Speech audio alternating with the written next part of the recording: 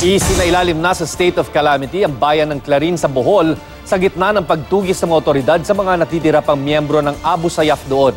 Samantala, dinala na sa Camp Crame ang pulis at karelasyon umano niyang bandido na inaresto sa isang checkpoint sa bayan nitong Sabado. At live mula sa Bohol, may report si Victoria Tulad. Victoria? Chino, iniimbestigahan ngayon ng otoridad ang ilang na-recover na gamit ni Superintendent Maria Cristina Nobleza na posibleng pampasabog daw.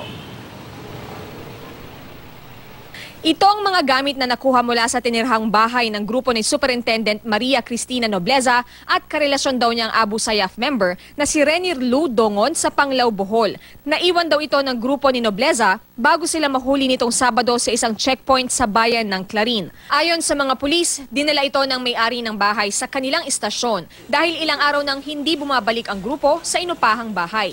Nang inspeksyonin ang mga gamit, nakita sa isang maliit na bag ang isang pampasabog na C4, blasting cap at detonating cord. Agad itong itinurn over sa Explosive Ordnance Disposal para kumpirmahin kung pampasabog ang mga nakumpiskang gamit. Yun yung mga karamihan na ginagamit talaga ng mga terorista. Kasi ano lang yan can be mold.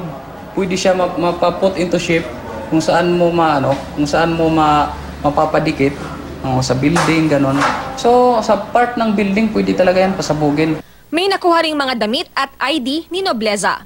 Ito raw yung bahagi ng bahay na nirentahan nila Nobleza mula April 17 hanggang April 22.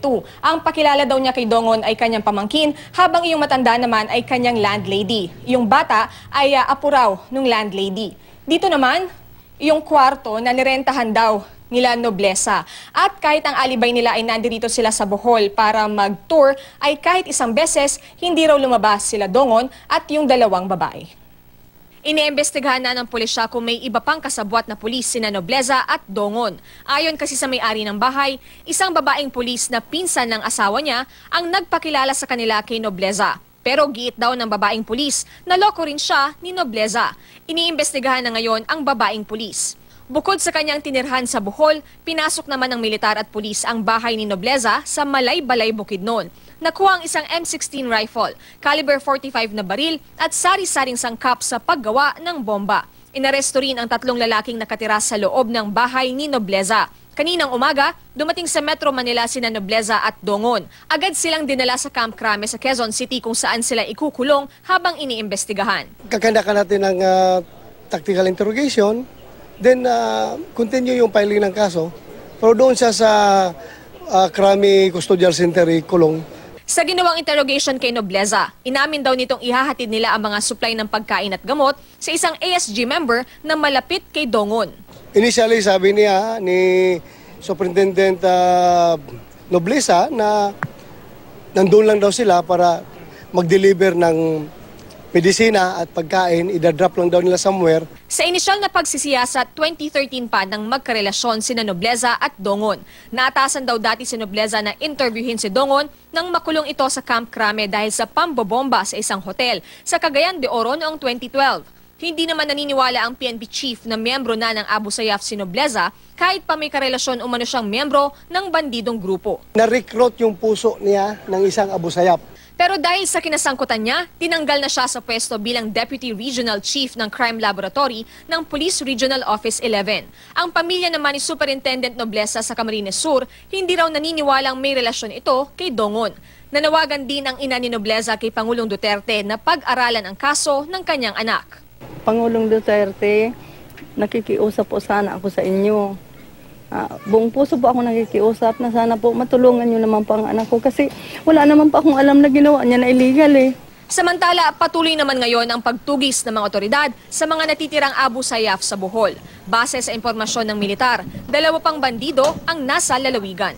We are confident that we have adequately addressed them and the 2 or 3 remaining individuals, one of whom we believe to have expired because of exposure to the elements and of hunger, are now down to 2 who are fighting for their survival.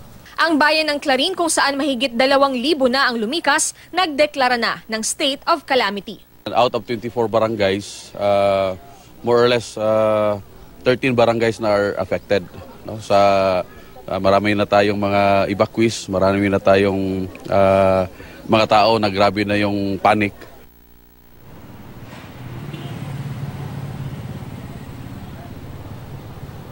Chino, kanina isang lalaki naman ang dinala sa Clarin Police Station matapos mapagbintangan na miyembro ng Abu Sayyaf. Upon investigation ay nalaman na residente siya ng naturang bayan at na mayroon siyang sakit sa pag-iisip kaya kinalaunan ay pinalaya rin. Chino?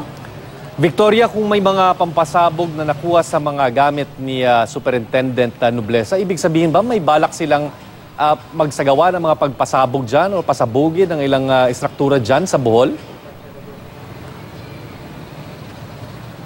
Sa ngayon, Chino, wala pa tayong nakakausap tungkol sa parteng iyan. Ang sabi lamang sa atin nung hepe ng Panglao Police ay tuloy-tuloy yung kanilang pag-iimbestiga at talagang very limited lamang yung binibigay nila na information sa media. Sa pagkakaalam nga natin ay itong si Dongon na alleged lover daw ni Nobleza ay kilalang bomb maker nga. Dahil nga meron din siyang kaso noong sa pagpapasabog daw sa isang hotel sa Cagayan de Oro noong 2012. Pero dito ay hindi natin tiyak kung ano yung purpose mismo nila ng pagdadala nga nitong mga suspected na explosives. Chino? Victoria, na-recover na rin ba yung bangkay ng isa sa 3 miyembro ng Abu Sayyaf na tinutugos pa rin? No? Batay sa iyong report, sinasabi mo parang 2 na lang ba ang hinahanap sa ngayon?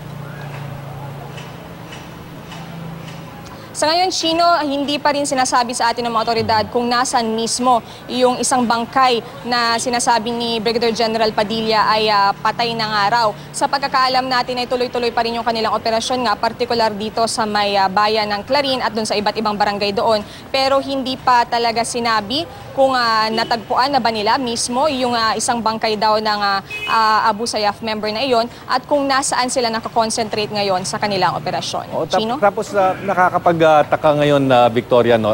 Sinabi nga na dadalawa na lang o isa na lang ang hinahanap na miyembro ng Abu Sayyaf. Pero kailangan pa ba mag-declare ng state of calamity ang bayan ng Clarin? No? Ngayong sinasabi, dadalawa na lang. Ilan ba talaga ang balita na nalalabi pang Abu Sayyaf dyan sa lugar at kung may bakbakan pa bang nagaganap ngayon sa ginagawang pagtugis sa mga bandido? Sa ngayon, ang alam natin nga, Chino, ay 3 yung hinahabol nila. Pero dahil nga nagpa-press conference itong si AFP, ay 2 na lamang nga raw yung kanilang tinutugis. Pero kahit 2 yan or isa ay talagang natatakot pa rin daw yung mga residente. Kaya nga sabi ng mayor ng bayan ng Clarin ay voluntarily ay umalis sila sa kanilang mga bahay. At kahit na very heavy yung presence ng militar at ng mga pulis doon sa kanilang bayan, ay ayaw din nila magpakasiguro. Kaya yung iba may forced evacuation na pinapatupad, yung iba naman ay voluntaryong pumupunta sa mga evacuation center. Merong mga ilan daw na bayan na talagang cordoned off pa, although pwede naman daw pumunta yung ilang mga residente pero sa umaga lamang nila yung ginagawa at pagdating naman ng gabi ay bumabalik sila sa mga evacuation centers. Chino? Maraming salamat at ingat kayo dyan, Victoria Tulad.